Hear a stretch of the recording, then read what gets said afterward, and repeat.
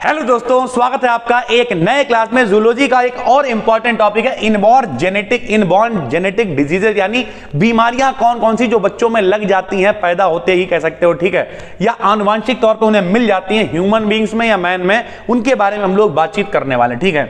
1941 में जॉर्ज बेडल और Edward Tatum ने क्या बताया, एक महत्वपूर्ण सिद्धांत दिया जिसे कहते हैं एक जीन एक एंजाइम एक रासायनिक अभिक्रिया वाली रिएक्शन। हम लोगों ने 10th क्लास में भी पढ़ रखा है, ठीक है। इसकी पीडीएफ आपको टेलीग्राम पे मिलेगी, टेलीग्राम पे आप जाएंगे, BDKDN BSc सर्च कर लेंगे। बच्चे कह रहे थे कि पेपर है तो इस वजह से ज्यादा पीडीएफ हम यहां पे शेयर करने की कोशिश कर रहे हैं, ठीक है भाई। क्या कहते हैं, इसके अकॉर्डिंग बॉडी की प्रत्येक जितनी भी उपापचयी क्रियाएं होती हैं, सरल भाषा में कहते हैं मेटाबॉलिज्म रिएक्शंस होती हैं, वो सब एंजाइम्स के कंट्रोल में होती हैं। होगा क्या, हमारी बॉडी में जितनी रिएक्शंस हो रही हैं, ठीक है, वो ज्यादातर एंजाइम्स हार्मोन्स ये सभी तो जिम्मेदार होते हैं। तो अगर एंजाइम की कमी हो जाएगी तो क्या होगा, हमारी बॉडी में रोग होने शुरू हो जाएंगे। उन रोगों का क्या फर्क पड़ेगा, उन रोगों का फर्क ये पड़ेगा कि मंद बुद्धि हो गए, दिमाग डेवलप नहीं हो रहा है, बाल नहीं निकल रहा, इस तरीके की कई सारी चीजें लोगों में हो जाती हैं।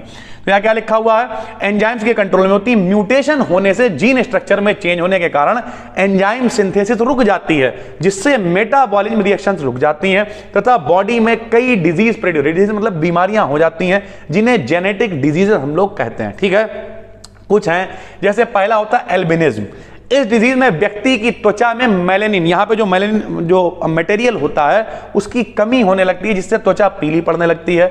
इस रोग में वो एंजाइम प्रोड्यूस नहीं होता है जो त्वचा में मेलेनिन बनाता है, ठीक है भाई।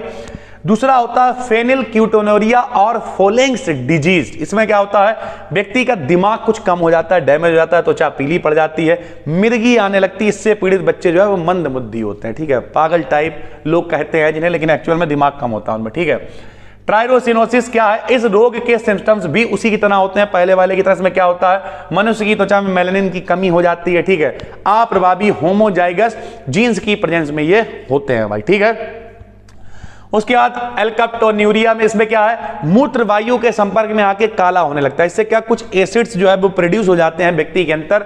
जब वो बाथरूम वगैरह करने जाता है तो उसका जो मूत्र है वो कैसा हो जाता है, संपर्क में आके वो मूत्र एक्चुअल में काला नहीं हो रहा है, वो जो एसिड है उसमें अवेलेबल जो बनने लगता है वो काला हो जाता है। यहाँ यह रोग भी क्या होता है, अप्रभावी उत्परिवर्तित जीन के कारण ही होता है। जीन की गड़बड़ी हो रही, देखिए सब कनेक्टेड है आपस में।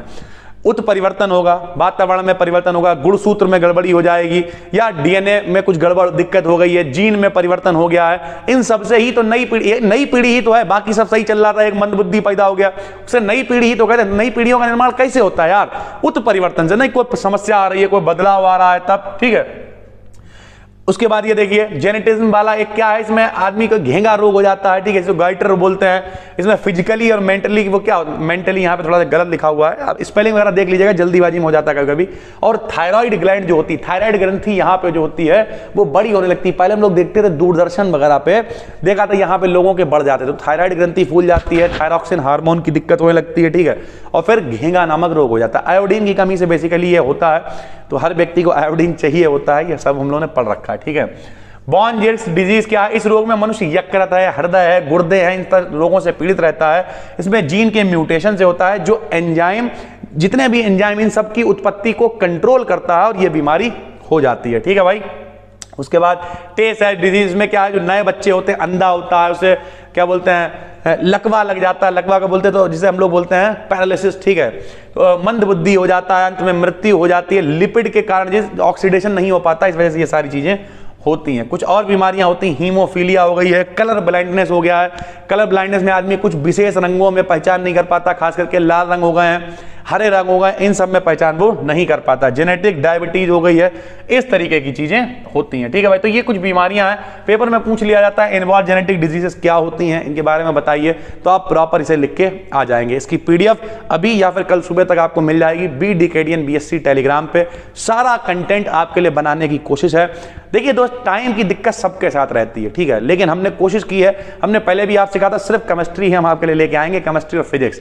बच्चे कह रहे थे तो इस वजह से हमने कोशिश की ज्यादा से ज्यादा चीजें आप तक लाने की। बाकी आप खुद भी पढ़ते रहें, क्योंकि जूलॉजी और बॉटनी यहाँ पे पूरी प्लेलिस्ट नहीं है, तो आप अपने लेवल पे भी मॉडल पेपर जो भी आपने लिया उससे पढ़ते ही रहें।